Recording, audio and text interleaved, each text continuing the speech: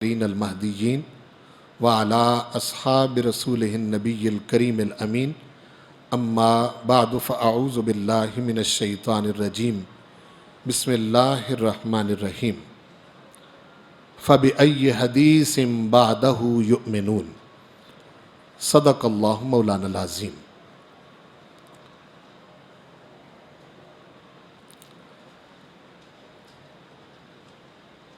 رب ذوالجلال والاکرام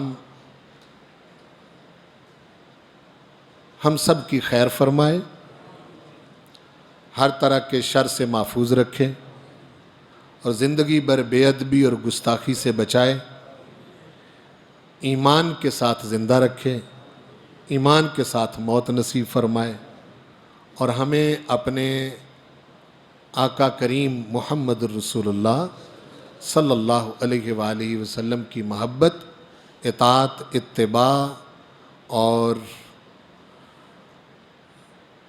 مودت کے اندر رب ذوالجلال والاکرام ہمیں کمال نصیب فرمائے۔ سب سے پہلی بات جو سمجھنے والی ہے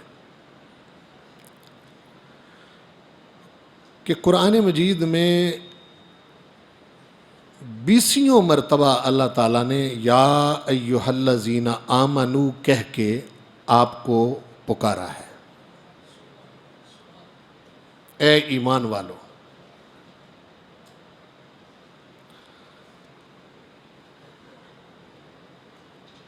اب آپ نے مانا کس کو ہے جس سے آپ ایمان والے بنے؟ آپ اپنی عقل، اپنے حواس اور اپنے علم کے ذریعے بہت ساری چیزوں کا ادراک کر کے آپ اپنے رب کی وحدانیت کے قائل ہو سکتے ہیں۔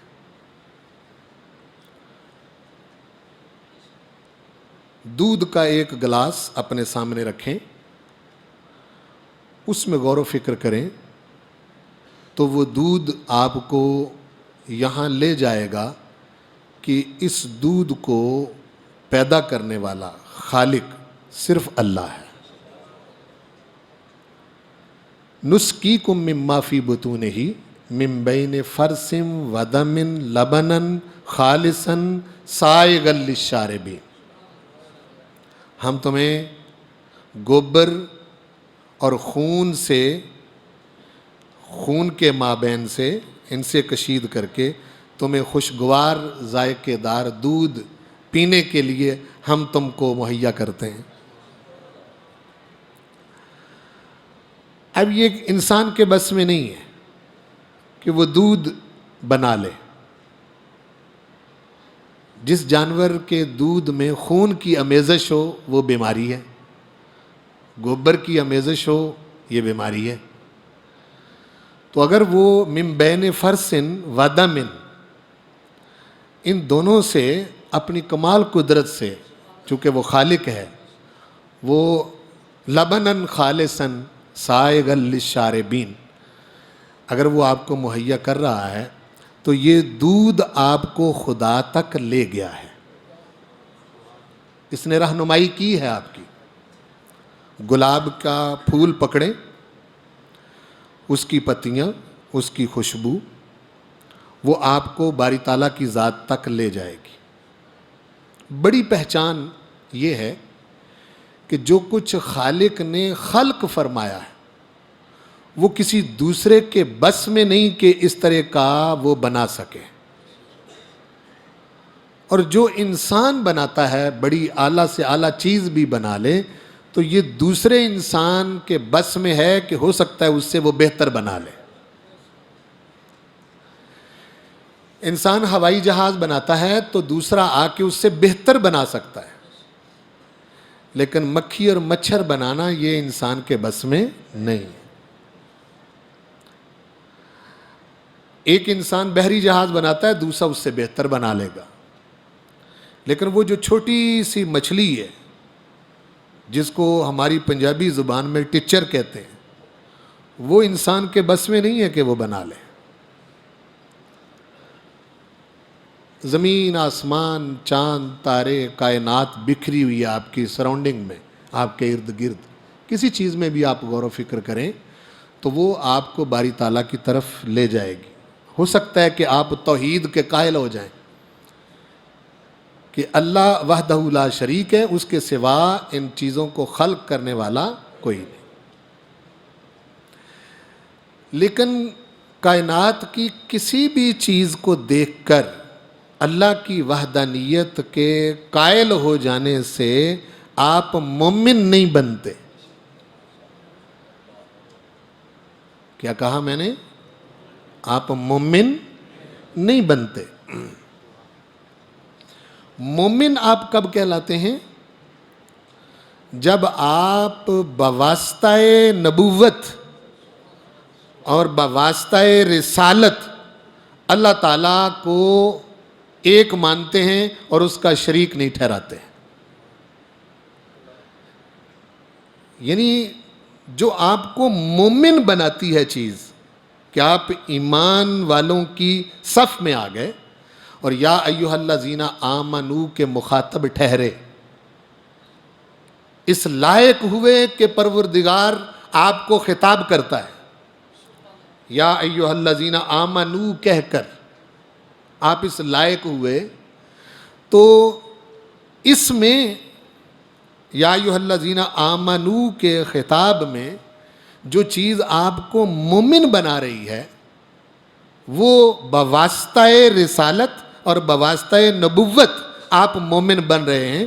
آپ ویسے پوری کائنات کو دیکھ دیکھ کے اللہ کو ایک مان لیں تو آپ موحد رہیں گے، مومن نہیں بنیں گے. موحد بنیں گے، مومن نہیں بنیں گے. اور قرآن مجید میں ایک مرتبہ بھی اللہ تعالیٰ نے یا ایھا الذین وحدوا کہہ کے خطاب نہیں کیا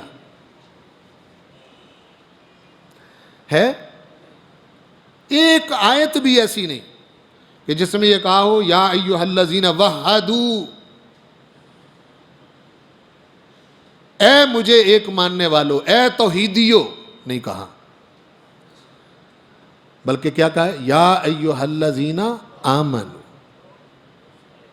اور آمنو کے دائرے میں، ایمان کے دائرے میں آپ تب آتے ہیں جب درمیان میں واسطہ نبوت ہوتا ہے، ورنہ آپ مومن نہیں کہلا سکتے. میری بات کو سمجھ لیا؟ جی. اچھا، آپ ایمان والوں کی کلاس میں داخل ہو گئے رسول کریم صلی اللہ علیہ وسلم کے واسطے سے اللہ کو ایک مان کر، اور جو کچھ رسول پاک آپ سے منوانا چاہتے ہیں، جو کچھ رسول پاک آپ سے منوانا چاہتے ہیں، چونکہ آپ تو سرنڈر کر رہے ہیں نا، آپ وہاں آپ کی کوئی حیثیت نہیں ہے کہ آپ کسی چیز کو جانیں. آپ کو یاد ہونا چاہیے کہ رسول کریم صلی اللہ علیہ وسلم پر جب قرآن مجید نازل ہوا تو آپ اس وقت آپ کی جس شان کا ذکر کیا گیا ہے وہ شان امیت ہے. کیا ہے شان امیت؟ کہ رسول کریم صلی اللہ علیہ وسلم امی ہیں. کیا ہے؟ امی. اور امی ہونا نقص نہیں، امی ہونا عیب نہیں، بلکہ یہ شرف ہے، یہ فضیلت ہے. یہ اس بات پر دلالت کرتا ہے کہ علم بالوحی، جو وحی کے ذریعے علم اللہ تعالیٰ عطا کرنا چاہتا ہے، یہ ان کو نہیں دیتا جو اپنی تعلیم پہلے لے کے بیٹھے ہوئے ہوں.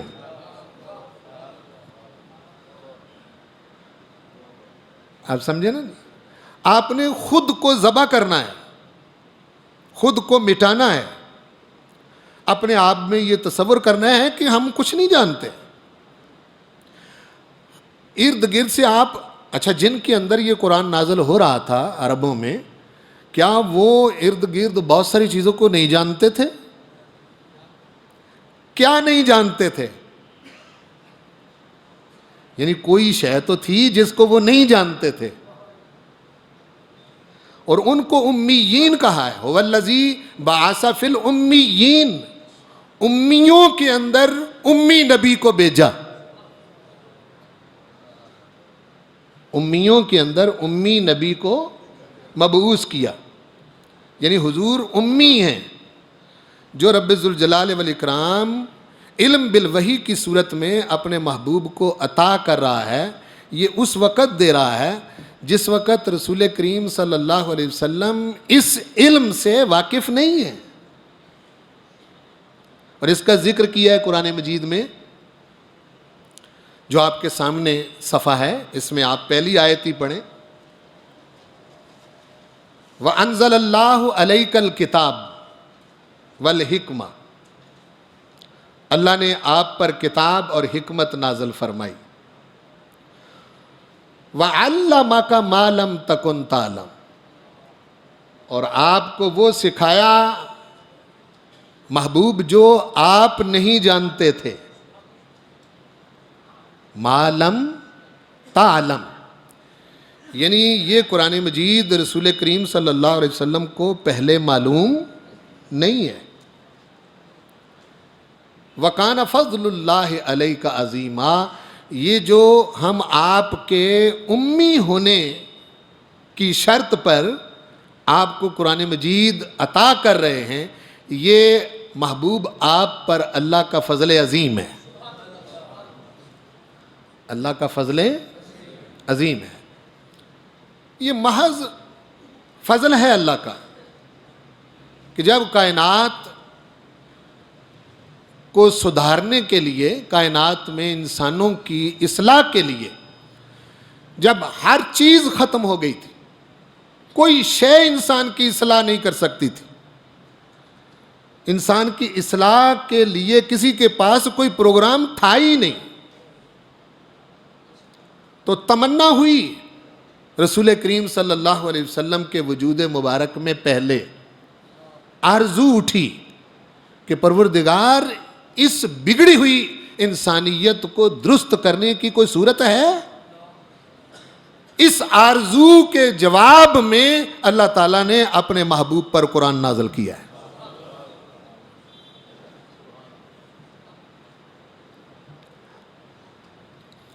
ہماری زیادتی کیا ہے اس کے ساتھ؟ ہماری زیادتی یہ ہے کہ جب ہم نے ایمان والوں کی کلاس میں داخلہ لے لیا، تو جب ہم کسی کلاس میں داخلہ لے لیتے ہیں تو پاس فیل ہونے کا تصور تب پیدا ہوتا ہے جب ہم اس کلاس کا جو نصاب ہے اس کو پڑھیں، سمجھیں اور اس کے بارے میں غور و فکر کریں۔ جہاں پتہ نہیں چلتا وہاں کوئی فیسیلیٹیٹر، کوئی سہولت کار جو ہمیں سمجھائے، جس کا قرآن نے ذکر کیا کہ فَاسْأَلُوا أَهْلَ الذِّكْرِ إِن كُنتُمْ لَا تَعْلَمُونَ، اہل ذکر سے پوچھو اگر تم نہیں جانتے۔ اس کے لیے ہم نے ایمان والوں کی کلاس میں داخلہ تو لے لیا، اور ہم پاس فیل ہونے کا بزام خیش اپنے خیال کے اندر ایک چیز بنائے بیٹھے ہیں یا نہیں؟ کیوں بھائی؟ آپ کے ذہنوں میں تو ایک بات ڈال دی گئی ہے کہ آپ جنتی ہیں، کہہ دیا گیا ہے یا نہیں؟ ٹھیک ہے، اور جو آپ کے خیالات کے مطابق نہیں ہے، آپ اس کے بارے میں ایک سیکنڈ نہیں لگاتے فتویٰ لگانے کا کہ یہ دوزخی ہے، دور نہیں جاتے۔ اس کلاس میں داخلہ ہونے کے بعد پاس فیل کا تصور تو آپ نے اپنے ذہن میں پہلے سے بٹھایا ہوا، یہ کیسے ہو سکتا ہے کہ بندہ ایک کلاس میں داخلہ لے اور اس کے نصاب کو ساری عمر، یہ کلاس ایسی نہیں ہے کہ جس میں انسان پوری زندگی جو ہے وہ اس سے لا تعلق رہے، یہ کوئی محدود وقت کی کلاس نہیں ہے، محدود عمر کی کلاس نہیں ہے، اس کا بچپن، لڑکپن، جوانی، بڑھاپے سے کوئی تعلق نہیں ہے، عربی اجمی ہونے سے کوئی تعلق نہیں ہے، کالا گورا ہونے سے کوئی تعلق نہیں ہے، صاحب علم یا بے علم ہونے سے کوئی تعلق نہیں ہے، آپ عام طور پر اس ذہن میں مبتلا رہتے ہیں کہ جی ہم پڑھے لکھے نہیں ہیں، قرآن کیسے پڑھیں؟ تو قرآن تو آیا ہی ان پڑھوں میں ہے. کن میں آیا ہے؟ ان پڑھوں میں. وہ اس کو تو وہ جانتے ہی نہیں تھے. بے شک وہ عربی دان تھے، لیکن اس کی ان کو خبر نہیں تھی کہ قرآن کیا ہے. تو جب آپ ایمان والوں کی کلاس میں داخل ہو چکے تو اس کا نصاب رسول کریم صلی اللہ علیہ وسلم نے اہل ایمان کے لیے جو مقرر کیا وہ قرآن مجید ہے. اور یہ کتنی بڑی زیادتی ہے کہ ایک شخص ایک کلاس کے اندر کئی سال گزار دے. بولو، کئی سال گزار دے، عمر بیت جائے اور گزرتا گزرتا اس دنیا سے رخصت ہو جائے، اور اس کو اہل ایمان کا جو نصاب ہے اس کی خبر ہی نہ ہو کہ اس میں ہے کیا، یہ ہمیں دینا کیا چاہتا ہے. ظلم اس حد تک ہے کہ روز 5 نمازیں پڑھتے ہیں، لیکن اللہ اکبر سے لے کے السلام علیکم ورحمۃ اللہ وبرکاتہ تک جو الفاظ ہم پڑھتے ہیں، ہم کئی سال نماز پڑھنے کے باوجود نماز کے جو الفاظ ہیں اس کے معنی اور مطالب نہیں جانتے کہ وہ کیا ہے. کیوں جی؟ اس کا تو کوئی تعلق نہیں اس بات سے کہ آپ کی عمر کیا ہے، آپ بزرگ ہیں یا جوان ہیں یا بچے ہیں. اس کا کیا تعلق ہے؟ اگر آپ ایمان والے ہیں تو یہ کتنی بڑی زیادتی ہے کہ ساری عمر آپ ایک کلاس میں داخلہ لیے رکھا اور اس کلاس میں جو پڑھنا تھا، جو نصاب تھا، اس سے بے خبر رہے. ظلم نہیں؟ بولو نا جی، بھئی زیادتی ہے یا نہیں؟ رسول کریم صلی اللہ علیہ وسلم پر ایمان لانے کا مطلب کیا ہے؟ اگر آپ قرآن مجید کو نظر انداز کر دیں، ایک طرف رکھ دیں، تو پھر اس کا کیا معنی اور مفہوم رہ جاتا ہے؟ اصلی چیز جو اس وقت حضور علیہ السلام کی امت کے پاس ہے یہ تو قرآن مجید ہی ہے، جس کی زبر زیر پیش کوئی شے مرور زمانہ کے ساتھ تبدیل نہیں ہوئی، حفاظت الہی میں ہے. یہ رسول کریم صلی اللہ علیہ وآلہ وسلم اس سے پہلے باخبر نہ تھے.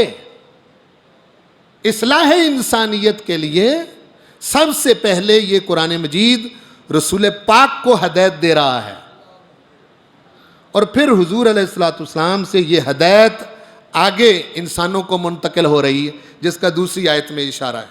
وَيُعَلِّمُكُمُ الْكِتَابَ وَالْحِكْمَةَ وَيُعَلِّمُكُم مَّا لَمْ تَكُونُوا تَعْلَمُونَ.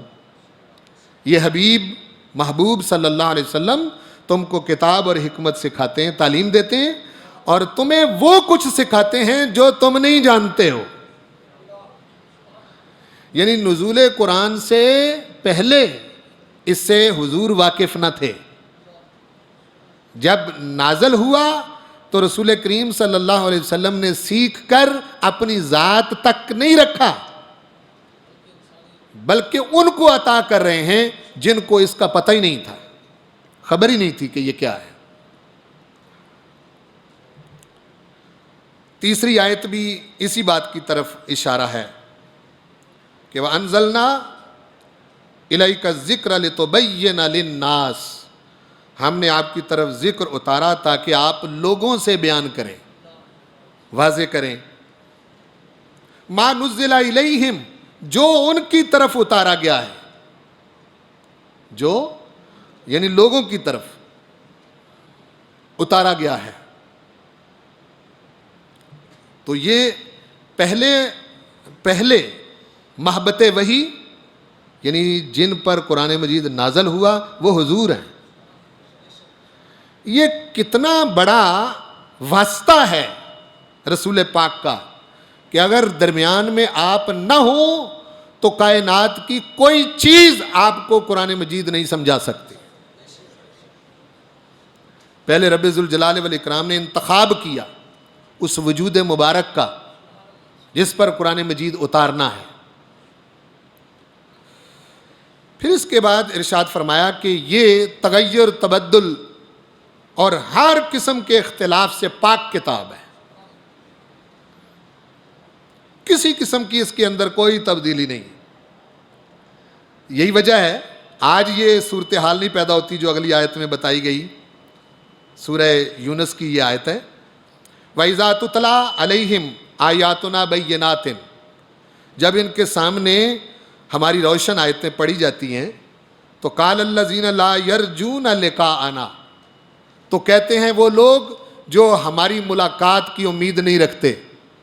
یعنی مطلب یہ ہے کہ وہ ہمارے پاس آنا نہیں چاہتے، ہم سے ملنا نہیں چاہتے. وہ کیا کہتے ہیں؟ ائت بقرآن غیر ھذا او بدل. یہ قرآن تو پوری دنیا کے سیٹ اپ کو بدل رہا ہے، ہم اس کو نہیں، آپ اس کے علاوہ کوئی اور قرآن لے آئیں یا اس کو تبدیل کر دیں. کس کے جواب میں؟ تلاوت آیات کے جواب میں. آج تلاوت آیات کے جواب میں یہ ری ایکشن نہیں ہوتا. وجہ آج جب تلاوت آیات کی جاتی ہے تو قاری عذاب والی آیتیں پڑھ رہا ہو تو آپ نہ سمجھنے کی وجہ سے آگے سے جو رسپانس دیتے ہیں، یعنی قاری کافروں کی بات کر رہا ہے اور ہو سکتا ہے کہ وہ کافروں کا قول بیان کر رہا ہو اور آپ صاحب نے اس سے کہیں کہ جی سبحان اللہ. منافقوں کی بات کر رہا ہو تو آپ وہ رسپانس نہ دیں. کیا میں درست کہہ رہا ہوں؟ جی بے خبر ہیں، علم نہیں ہے ہمیں پتہ نہیں اس چیز کا. تو وہ تو جب ان کے سامنے پڑھا جاتا وہ کہتے ہیں کہ یہ قرآن ائت بقرآن غیر ھذا، اس کے علاوہ کوئی اور قرآن لاؤ، او بدل، یا اس کو بدل دو. جواب کیا ہے؟ قل ما یکون لی ان ابدلہ من تلقاء نفسی. محبوب نے کہو کہ اس قرآن کو میں اپنی طرف سے تبدیل کرنے کا کوئی اختیار ہی نہیں رکھتا. اب غور فرمائیں آپ، یعنی گویا کہ قرآن مجید کا نزول کے بعد رسول کریم صلی اللہ علیہ وآلہ وسلم کی طرف سے اس کا ایک حرف بھی نہیں بدلا گیا، بلکہ جو اگلی آیت مبارکہ ہے اس میں آپ غور فرمائیں کہ رسول کریم صلی اللہ علیہ وسلم نے نزول قرآن سے پہلے کوئی کتاب نہیں پڑھی اور اپنے ہاتھ سے ایک خط تک نہیں کھینچا. ارشاد فرمایا کہ وما كنت تتلو من قبلہ من کتاب ولا تخطہ بیمینک. محبوب جب ہم نے قرآن پاک آپ کو دیا ہے اس سے پہلے تو آپ نے کوئی کتاب پڑھی ہی نہیں اور اپنے ہاتھ سے تو آپ نے ایک لکیر تک نہیں کھینچی. اگر آپ نے ایسا کیا ہوتا اذا لارتاب المبطلون، تب تو باطل پرست لوگ شک بھی کرتے. انسانی تمام صلاحیتیں رسول کریم صلی اللہ علیہ وسلم نے اس کو اپنی عقل سے نہیں بنایا. بولو، اس کو اپنی عقل سے نہیں بنایا، اپنی عقل سے نہیں لکھا. اور کائنات میں سب سے اعلیٰ عقل رسول اکرم کی ہے، باقی سب عقلیں رسول کریم صلی اللہ علیہ وسلم کی عقل کے آگے ہیچ ہیں. جب کائنات کی سب سے بڑی عقل نے قرآن مجید ترتیب نہیں دیا، نہ خود لکھا ہے، تو پھر باقی کسی کی کیا حیثیت رہ جاتی ہے؟ کوئی باقی ہے کوئی اور؟ چیلنج ایسے نہیں کر رہا قرآن مجید. یعنی یہ کتنی بڑی چیز آپ کے پاس موجود ہے اور ہم سال ہا سال زندگی بسر کرتے رہتے ہیں اور ایمان والے کہلاتے رہتے ہیں اور اپنے نصاب سے غافل ہیں. اور مختلف قسم کی ہمارے ذہنوں کے اندر شکوک و شبہات ہیں. ایک تو یہ ہمیں کہہ دیا جاتا ہے کہ جی تم سمجھ ہی نہیں سکتے. اچھا جی اگر تم سمجھ ہی نہیں سکتے تو یہ اتارا کن کی طرف گیا ہے؟ کن کے لیے ہے یہ؟ کن کو دیا گیا ہے؟ کیا قرآن مجید کی کوئی آیت ایسی ہے کہ اس نے کہا ہو کہ تم مجھے سمجھ نہیں سکتے؟ بولو نا جی. ایک شبہ یہ پڑ جاتا ہے کہ جی ہم اجمی ہیں، قرآن عربی میں ہے. آپ اپنی زندگی کے اندر یہاں بچے پڑھتے ہیں، وہ جو ایم بی اے کر رہے ہیں، ایم بی بی ایس کر رہے ہیں اور دیگر جو علوم پڑھ رہے ہیں، کیا وہ علم ان کو پہلے سے آتے ہوتے ہیں ان طالب علموں کو؟ کیوں جی؟ آپ ایم اے انگلش کرتے ہیں تو انگلش آپ کی مادری زبان ہے.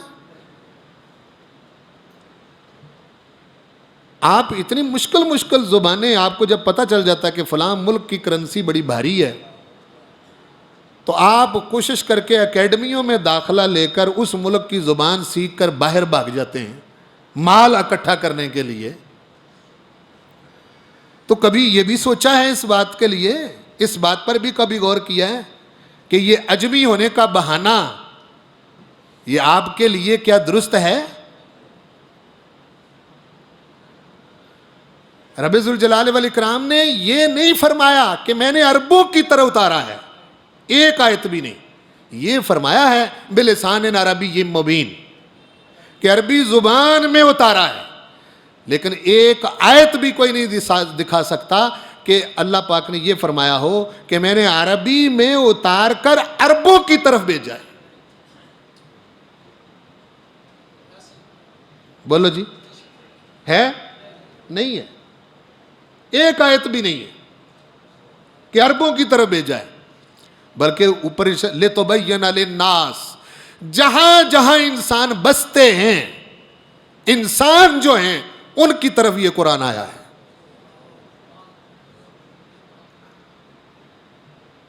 رب ذوالجلال والاکرام رب العالمین ہے اور رسول پاک رحمت للعالمین ہے اور قرآن ذکر للعالمین ہے. یہ نہیں فرمایا کہ ذکر للعرب، یہ کہا ہے. تو اجمی ہونے والا بہانہ تو ختم ہو گیا. آپ جب اپنا کوئی کاروبار چلاتے ہیں مشکل میں پڑتے ہیں یا نہیں تھوڑا بہت؟ کیوں جی؟ کوئی دکانداری کرتے ہیں مشکل میں پڑتے ہیں کہ نہیں؟ آپ جس کاروبار کے لیے دن رات کھپتے ہیں اور ہر وقت آپ کو خدشہ لگا رہتا ہے، ہاں جی، اس کے فلاپ ہو جانے کا، تجارت تخشون کسادہ، اس کی کساد بازاری کا خدشہ لگا رہتا ہے، اس کے لیے آپ کتنی تگ و دو کرتے ہیں. اگر کوئی ایسا مسئلہ بن جائے راتوں کی نیند اڑ جاتی ہے. ہاں جی، ایمان والوں کی کلاس میں داخلہ لے کر اتنے بے خبر کہ ساری عمر بیت گئی اور جس کلاس میں داخلہ لیا تھا اس کا ایک حرف سمجھ کے نہیں پڑھا، ایک آیت سمجھ کے نہیں پڑھی اور تصور یہ کیے ہوئے ہیں کہ بس ہم پاس ہو جائیں گے.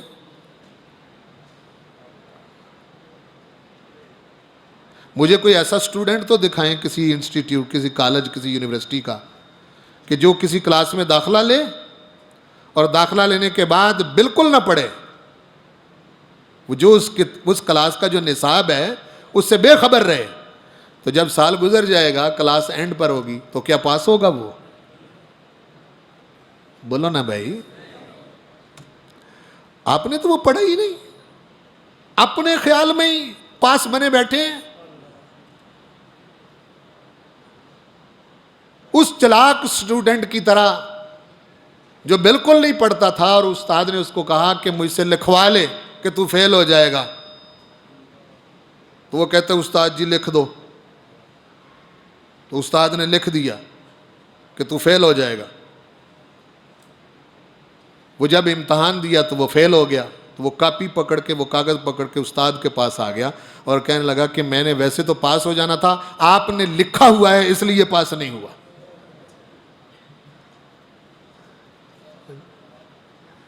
بنا کر تقدیر کا بہانہ فارغ ہوا مسلمان عمل سے. بنا کر تقدیر کا بہانہ فارغ ہوا مسلمان عمل سے.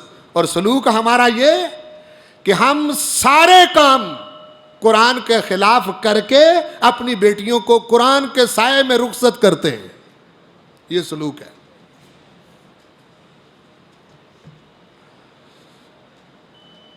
ہے یا نہیں؟ بولے نا.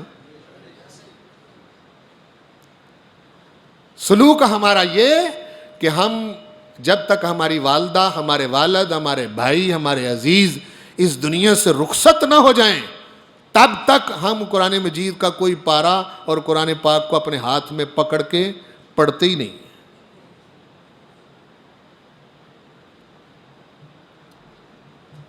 حالانکہ یہ اس زندگی کے لیے زندہ کتاب ہے نا. بولو. زندوں کے لیے. ورنہ ان آیتوں کا مطلب سمجھ نہیں آتا. قرآن کہتا ہے وَلَا تَقْرَبُوا الزِّنَا، زنا کے قریب نہ جاؤ. تو زنا کے قریب بندے مر کے جاتے ہیں. جی اوفوا الکیل اذا کلتم، ترازو اس دنیا میں پکڑا ہوا ہے کہ مرنے کے بعد دکانداری کر رہے ہیں. وَلَا تَقْتُلُوا النَّفْسَ الَّتِي حَرَّمَ اللَّهُ إِلَّا بِالْحَقِّ، جس جان کا قتل اللہ نے تم پر حرام کیا ہے اس کو قتل نہ کر. تو کیا مرنے کے بعد بندے قتل کرتے ہیں؟ بولو جی. یعنی قرآن مجید تو یہ کہہ رہا ہے کہ اس دنیا میں یہ کام تم نے نہیں کرنے. یہ کہہ رہا ہے اقیموا الصلاۃ، نماز قائم کرو، تو یہ مرنے کے بعد کرنی. آتوا الزکوٰۃ، زکوٰۃ دو، تو یہ مرنے کے بعد کرنے. اتموا الحج والعمرۃ للہ، حج اور عمرہ اللہ کی رضا کے لیے کرو. تو کیا یہ قبر کے اندر جا کے حج عمرہ کرنا ہے؟ سلوک دیکھ لیں اس کے ساتھ ہمارا.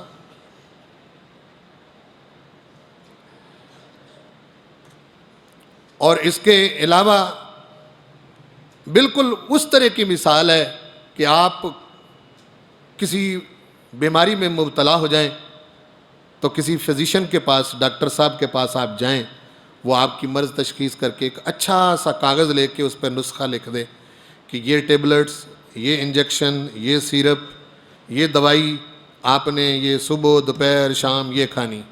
آپ وہ نسخہ لے کے آئیں اور اس کو خوشبو لگائیں، اس کو بوسے دیں، سینے سے لگائیں، تاکوں میں رکھیں، اس کی طرف پشت بھی نہ کریں اور مہینہ اس میں گزار دیں. اور جو کچھ اس میں لکھا ہوا تھا وہ استعمال نہ کریں. مہینے کے بعد ڈاکٹر صاحب کے پاس جائیں، وہ کہے جی آرام آیا؟ وہ کہتے جی آرام تو نہیں آیا. وہ کہتے ہیں تم نے میرے نسخے کا جو ہے اس کا خیال نہیں کیا؟ وہ کہتے جی بہت خیال کیا. میں اس کو چومتا رہا ہوں، سینے سے لگاتا رہا ہوں، اس کو میں نے خوشبو لگا کے رکھا، بڑا میں نے اہتمام سے رکھا اس کو، اس کی تو میں نے ذرا بھی ادبی نہیں کی. تو وہ کہے کہ پھر کیوں نہیں آرام آیا؟ تو اس کی سمجھ میں آیا کہ کیا اس میں جو لکھا ہوا تھا وہ ٹیبلٹس، وہ انجیکشن، وہ سیرپس وہ استعمال کیے؟ کہنے لگے وہ تو میں نے استعمال ہی نہیں کیے. کہنے شفا پھر خاک ہونی ہے آپ کو. کیا شفا ہونی ہے؟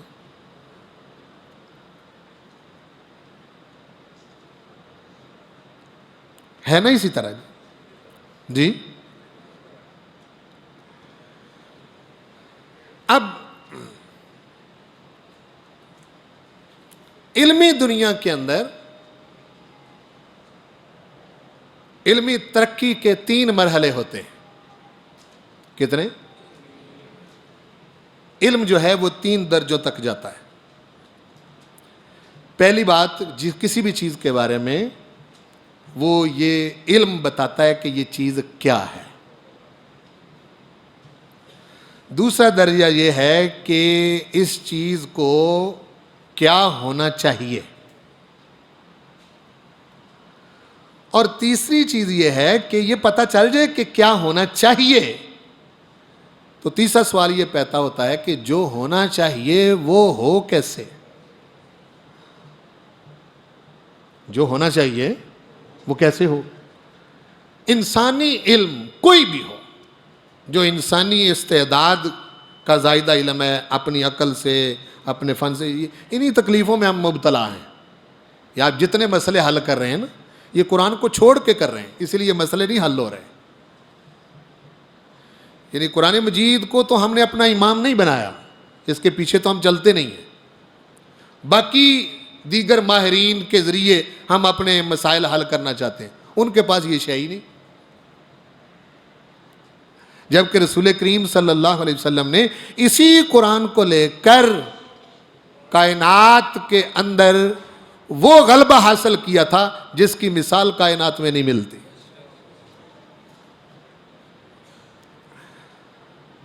کوئی کہتا ہے کہ جی مطلب یہ ہے کہ کسی انسان کو بہت پڑھا لکھا ہونا چاہیے قرآن مجید سمجھنے کے لیے. میں اس سے اختلاف کرتا ہوں. حضور علیہ السلام کے دور میں کتنی یونیورسٹیاں تھیں، کتنے کالج تھے، کتنے مدرسے تھے، کتنے انسٹیٹیوٹ تھے، کتنے مراکز تھے تعلیمی. نصاب کیا تھا ایمان والوں کا؟ ہاں جی، اس کے علاوہ کچھ ہے تو بتائیں. نہیں ہے نا. یہ سوال پریشان کرتے ہیں. تو کیا ہے، کیا ہونا چاہیے؟ انسانی علم یہاں تک جا سکتا ہے بس.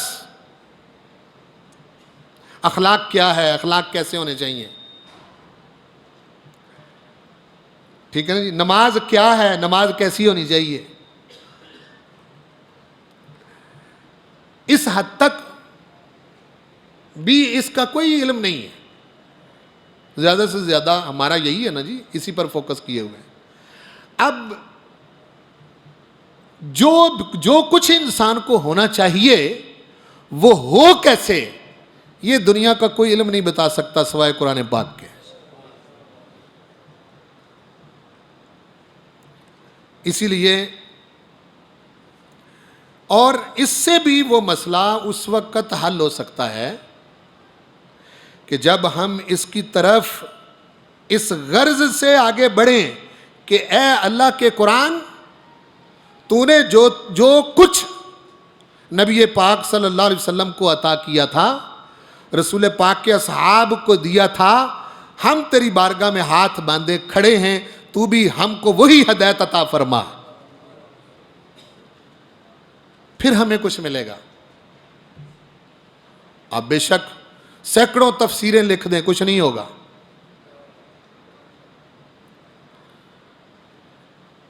جتنی مرضی کتابیں لکھ دیں، کچھ بھی نہیں ہوگا.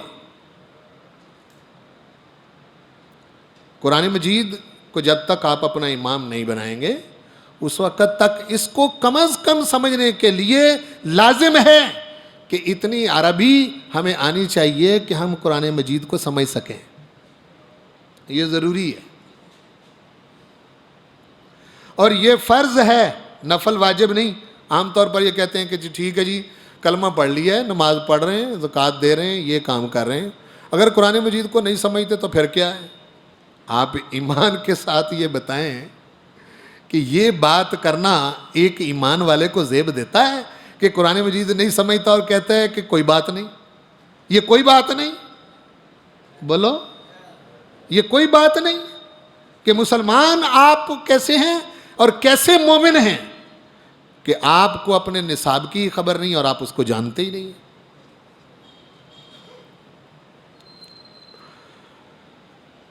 اب آخر میں جو میں بات عرض کرنا چاہتا ہوں کہ قرآن مجید سے پہلے جو وحی کے ذریعے نبیوں کو عطا کیا گیا، کتب، صحیفے، ان میں اور قرآن مجید میں فرق کیا ہے؟ یہ بات بڑی اہم ہے، چونکہ وہ بھی نبی ہیں اور وہ بھی امی تھے. جو پہلے نبی ہیں وہ بھی، بولو، امی تھے. اللہ تعالیٰ نے ان پر بھی وحی نازل کی ہے. انسانیت چل رہی تھی، صرف یہ ہے کہ ہر نبی پر جو کچھ اتارا جا رہا تھا اس کی حفاظت اس کے ماننے والوں پر چھوڑی، اس کے ماننے والوں پر چھوڑی کہ آپ اس کی حفاظت کریں۔ اور انسان انسان ہے، بولو انسان انسان ہے، یہ حفاظت کرتے کرتے بھی بہت کچھ کر جاتا ہے۔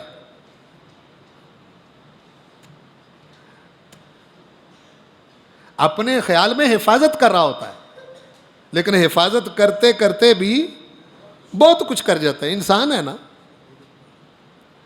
بزام خیش تو وہ حفاظت کر رہا ہے اپنے خیال میں کہ یہ بڑا کام کر رہا ہوں میں، لیکن وہ حفاظت کرتے کرتے بھی بہت کچھ کر جاتا ہے۔ اور انہوں نے ایسا ہی کیا۔ اور جب پچھلے نبی پر نازل کی ہوئی ہدایت وحی کی صورت میں ایز اٹ از بالکل اسی طرح باقی نہ رہی جس نے انسانیت کو سنوارنا تھا، تو رب ذوالجلال والاکرام ایک نیا نبی بھیج دیتا، ایک اور نبی بھیج دیتا کہ وہ پچھلی جو ہدایت تھی اس کی پیوریفیکیشن کر کے، اس کے اندر جو خرابیاں پیدا کر دی ہوتی تھیں ان قوموں نے، ان کو دور کر کے پھر وہ پیغمبر اور نبی جو ہے ان کو نصاب صحیح کر کے ان کو پڑھاتا، اور پھر وہ امت جو ہے وہ کامیاب ہو جاتی تھی جو اس کو مانتے تھے۔ یہ چلتا رہا، بولو یہ چلتا رہا۔ ایک پھر ایسا موقع آیا وحی کے ذریعے ہدایت کا کہ چلتے چلتے یہ موقع رب ذوالجلال والاکرام نے سید الانبیاء والمرسلین محمد الرسول اللہ صلی اللہ علیہ وآلہ وسلم تک آن پہنچا۔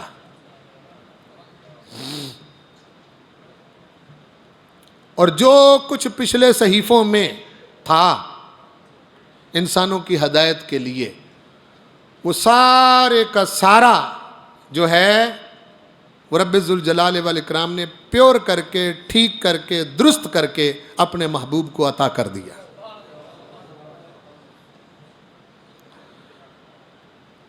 اور حفاظت کی ذمہ داری بھی خود اٹھا لی۔ اِنَّا نَحْنُ نَزَّلْنَا الذِّكْرَ وَإِنَّا لَهُ لَحَافِظُونَ، ہم نے ہی اس ذکر کی تنزیل کی، ہم ہی اس کی حفاظت کرنے والے ہیں۔ اس حفاظت کا سلسلہ اب تک ہمیں نظر آ رہا ہے۔ جرمن مستشرقین نے ایک کونسل بنائی کہ زبانیں جب سفر کرتی ہیں تو ان کے لہجے بدل جاتے ہیں۔ مثلا پنجابی ہے، آپ پنجابی بولتے ہیں، آپ یہاں سے سفر کر کے گجرات جائیں گے تو کیا گجرانوالوں والوں کی اور گجرات والوں کا لہجہ ایک ہے؟ یہاں سے سفر کر کے راولپنڈی جائیں گے تو لہجہ بدل جائے گا، بولتے وہ بھی پنجابی ہیں۔ فیصل آباد کی طرف جائیں گے تو لہجہ اور زبان ایک ہی ہے۔ وہ جرمن مستشرقین نے سوچا کہ قرآن مکے اور مدینے سے چلا ہے اور سفر کر گیا مشرق و مغرب کا، کل دنیا کے اندر پہنچا ہے، اتنا سفر کرنے کہیں تو کوئی شے بدل گئی ہوگی۔ انہوں نے دنیا جہان سے نسخے اکٹھے کیے، دور دراز سے 40,000 نسخے اکٹھے کیے۔ کتنے؟ 40,000 نسخوں کا جائزہ لینے کے بعد وہ کونسل، ان میں سے کئی مسلمان ہو گئے اور پکار اٹھے، حیرت ہے کہ یہ قرآن پوری دنیا کا سفر کر گیا ہے، اس کی زبر زیر میں فرق نہیں آیا۔ اتنا زبردست انتظام ہے۔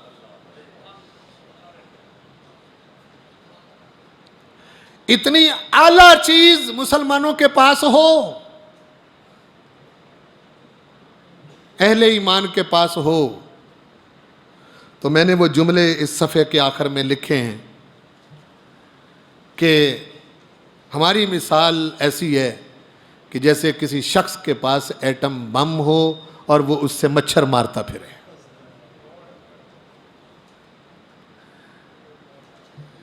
ہاں جی، یعنی کسی کے پاس اتنی طاقتور چیز موجود ہو، صرف انسان نہیں. سورہ بنی اسرائیل کی آیت ہے کل ان اجتمعت الانس والجن الا ان یاتوا بمثل هذا القرآن لا یاتون بمثلہ ولو کان بعضهم لبعض ظہیرا. حبیب کہو اگر تمام جن تمام انسان اکٹھے ہو جائیں اس قرآن کی مثل نہیں لا سکتے، چاہے ایک دوسرے کی مدد کر لیں، اکٹھے ہو جائیں، یہ تمہارے بس میں ہی نہیں. میں نے پہلے اپنے محبوب کو شان امیت عطا کی. حضور اپنی عقل سامنے رکھ کے قرآن کو نہیں لے رہے تھے، اور یہ قرآن نے کہا بھی نہیں. سورۃ الشعراء کی آیت نمبر 192، 93، 94، 95، 96 کو اگر پڑھیں، وَإِنَّهُ لَتَنزِيلُ رَبِّ الْعَالَمِينَ نَزَلَ بِهِ الرُّوحُ الْأَمِينُ عَلَىٰ قَلْبِكَ، کیا فرمایا؟ عَلَىٰ قَلْبِكَ لِتَكُونَ مِنَ الْمُنذِرِينَ.